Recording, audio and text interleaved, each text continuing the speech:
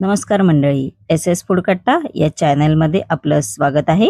आज बनवूया घरगुती मस्तपैकी असं हलकं फुलकं आणि खूपच चविष्ट आणि पौष्टिक असं शेवग्याच्या शेंगाचं वरण. हे वरण तूर डाळ आणि मूग डाळ या दोन्ही डाळींपासून आपण तयार करणार आहोत. चला तर जराही वेळ न घालवता मस्तपैकी आपण आता हे वरण तयार करणार आहोत. हे वरण तुम्ही भातासोबत किंवा ज्वारीची भाकरी सोबत याच्याबरोबर पण खाऊ शकता. चला तर आपण आता रेसिपीला सुरुवात करायची आहे. इकडे मी बाउल घेतलेला आहे. बाउलमध्ये आपण आता तूर डाळ आणि मूग डाळ आहे ती चांगली स्वच्छ अशी धुवून घ्यायची आहे. इकडे मी 1 कप तूर डाळ आणि 1 कप मुगाची डाळ घेतलेली आहे. ती आपण आता ही बाउलमध्ये अशी घालायची आहे व स्वच्छ पाण्याने धुवून टाकायची आहे. 2 ते 3 वेळा स्वच्छ पाण्यात धुवायची आहे.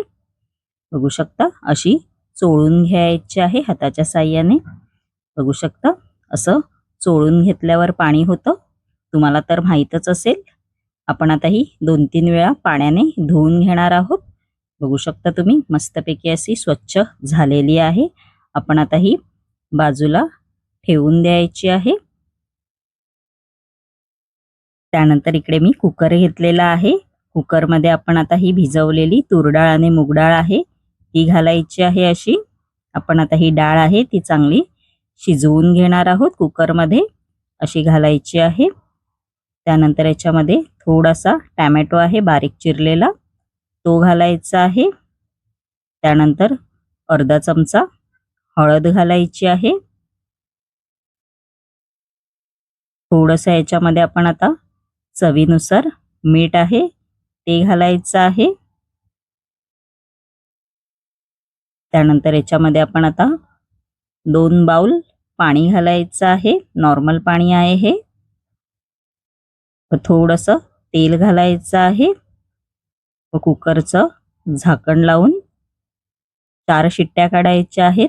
पहिली शिट्टी हाय फ्लेमवर काढा व बाकीच्या मीडियम फ्लेमवर. बघू शकता मस्तपैकी अशी शिट्टी झालेली आहे. आपण आता कुकर थंड होण्यासाठी ठेवून द्यायचा आहे. मस्तपैकी आपली बघू शकता डाळ झालेली आहे. मस्तपैकी अशी डाळ शिजलेली आहे.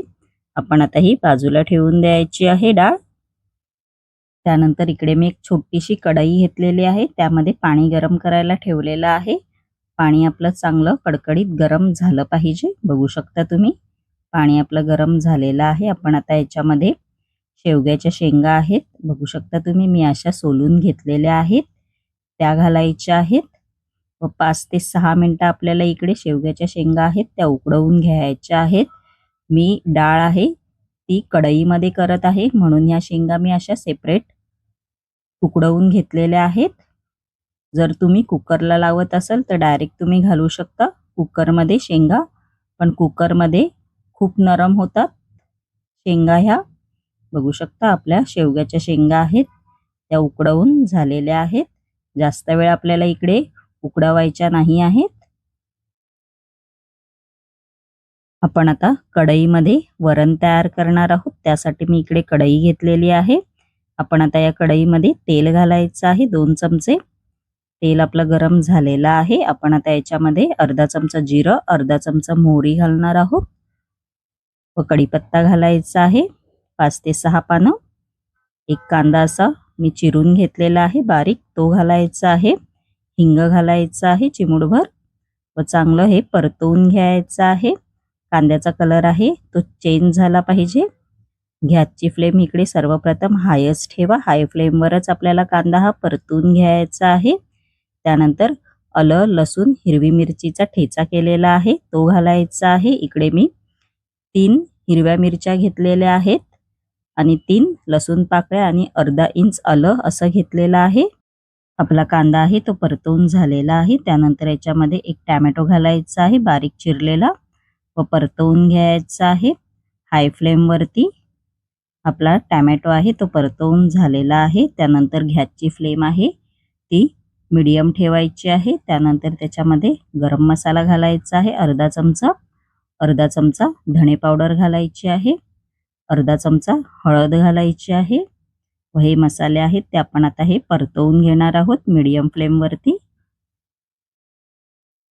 आपले मसाले आहेत ते चांगले असे परतवून बघू शकता तुम्ही झालेले आहेत.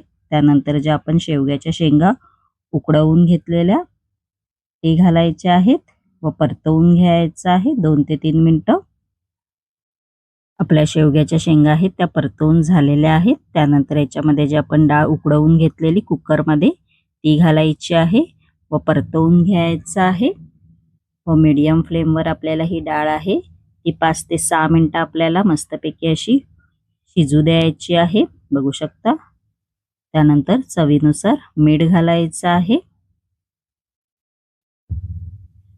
व उकळू द्यायची आहे डाळ. बघू शकता तुम्ही.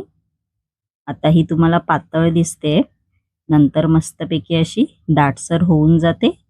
बघू शकता तुम्ही. मस्तपैकी आपली डाळ आहे ती दाटसर अशी झालेली आहे. बघू शकता.